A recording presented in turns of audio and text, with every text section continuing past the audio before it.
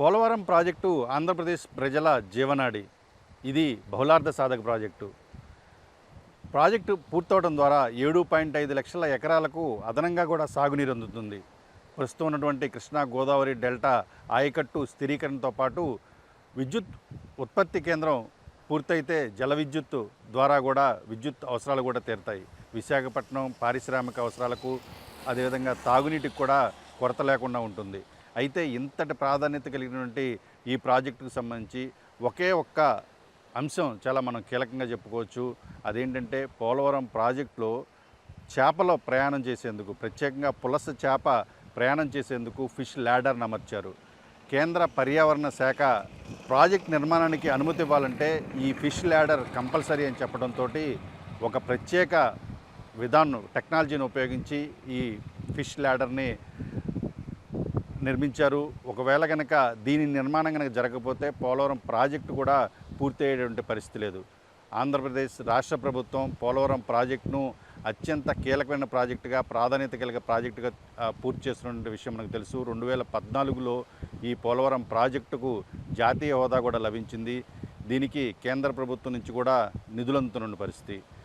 2027 July నాటికి gravity ద్వారా కూడా నీరు ఇస్తుంది. అయితే ఈ సమయంలో మనం ప్రధానంగా చెప్పుకోవాల్సిన అంశం, ఇప్పుడు మనం ఫిష్ ల్యాడర్ గురించి మాట్లాడుకుందాం. ఫిష్ ల్యాడర్ ఎందుకు నిర్మించాల్సి వచ్చింది, అసలు దీని ప్రాధాన్యత ఏంటి, దీనివలన ఉపయోగం ఏంటి? ఒకసారి కనుక చూసుకుంటే గోదావరి తీరంలో, గోదావరి ప్రాంతంలో పుష్టిలమ్మైనా సరే పులస చేప తినాలంటారు. ఆ పులస చేపకు అంత విశిష్టత భౌగోళికంగా కావచ్చు, ఈ ప్రాంతంలో ఉన్నటువంటి ఒక ప్రజల యొక్క ఆహారపు అలవాటు కావచ్చు, అంత పెద్ద ఎత్తున నేపథ్యంలో పులస జాతిని సంరక్షించేందుకు ఈ పోలవరం ప్రాజెక్ట్ నిర్మాణం కనుక పూర్తయితే, ఎందుకంటే గోదావరి సహజ సిద్ధంగా భద్రాచలం నుంచి గోదావరి ప్రవాహం వస్తుంది, అంతర్వేది దగ్గర సముద్రంలో కలుస్తుందని మనందరికీ తెలుసు. మధ్యలో ఈసీఆర్ఎఫ్ డ్యామ్, ఎర్తకం రాక్ఫిల్ డ్యామ్ కనుక నిర్మాణం జరిగితే గోదావరి నది ప్రవాహం మొత్తం కూడా మధ్యలో ఆగిపోతున్న పరిస్థితి ఉంటుంది.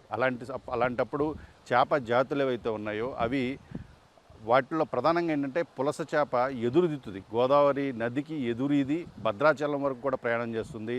తన సంతానోత్పత్తిని తర్వాత మళ్ళీ తిరిగి సముద్రంలో కలుస్తుంది. అయితే అలా వచ్చే సందర్భంలో కనుక ఈసీఆర్ఎఫ్ డ్యామ్ దగ్గర కావచ్చు, లేదా పోలవరం ప్రాజెక్టు స్పిల్వే దగ్గర కావచ్చు, గేట్లు మూసేసి ఉన్న సమయంలో చేపలు స్పిల్వే దాటి ఎగువకు భద్రాచలం వైపు వెళ్ళాలంటే ఒక ఆటంకం ఏర్పడుతుంది. కాబట్టి వాటి కోసం ప్రత్యేకంగా ఈ ఫిష్ ల్యాడర్ని అమర్చారు. ప్రపంచంలో ఎక్కడా కూడా ఏ సాగునీటి ప్రాజెక్టులో, ఏదైతే జల ప్రాజెక్టులు ఉన్నాయో వీటికి సంబంధించిన ప్రాజెక్టులు ఎక్కడ కూడా ఇలాంటిది లేదు. ఏకైక ప్రాజెక్టు పోలవరం ప్రాజెక్టులోనే చేపల కోసం ఫిష్ ల్యాడర్ను అమర్చిన పరిస్థితి కనిపిస్తుంది. ఈ ఫిష్ ల్యాడర్ మొత్తం పొడవు 250 మీటర్లు ఉంటుంది.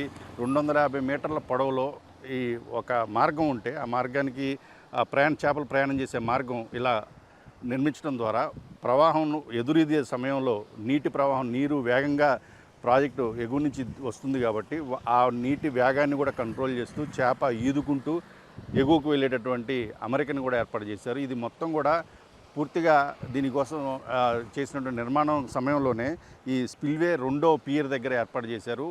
ఇక్కడ మరొక విశేషం ఏంటంటే, central inland research institute, fish research institute ఏదో ఉందో కోలకత్తాలో ఉంది.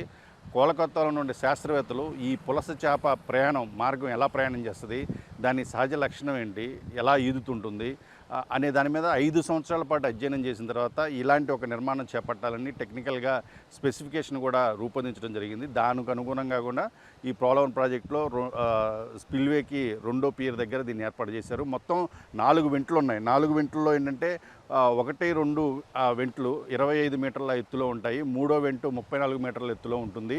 అదేవిధంగా 4వ వెంటు 41 మీటర్ల ఎత్తులో ఉంటుంది. అంటే ఇలా వెంట్లంటే సొరంగ మార్గాలు చేపలు ప్రయాణం చేయడానికి అనుకూలంగా ఏర్పాటు చేయడం జరిగింది. పోలవరం ప్రాజెక్టులో గరిష్ట నీటి మట్టం 45.72 మీటర్లు ఉంటుంది. కనిష్టంగా 25.72 మీటర్లు ఉంటుంది. అంటే గోదావరి నీరు కనిష్టంగా ఉన్నప్పటికీ గరిష్టంగా ఉన్నప్పటికీ కూడా చేపలు స్పిల్వే దాటుకొని ఎగువకు భద్రాచలం వైపుకు, అదేవిధంగా అంతర్వేది వైపుకు వచ్చే పరిస్థితి కనిపిస్తుంది. ఇలాగా ప్రపంచంలో మరెక్కడా లేని ఒక ఫిష్ ల్యాడర్ పోలవరం ప్రాజెక్టులో ఉండటం అనేది ఒక ప్రత్యేకంగా కూడా మనం చెప్పుకోవాల్సిన అంశం. అదేవిధంగా చేప జాతి, పులస జాతి ఎంత ప్రాధాన్యతతో కూడుకుంది, దాని యొక్క మనుగడకి ప్రభుత్వాలు ఎంత ప్రాధాన్యత ఇస్తున్నాయో దీని ద్వారా మనం అర్థం చేసుకోవచ్చు.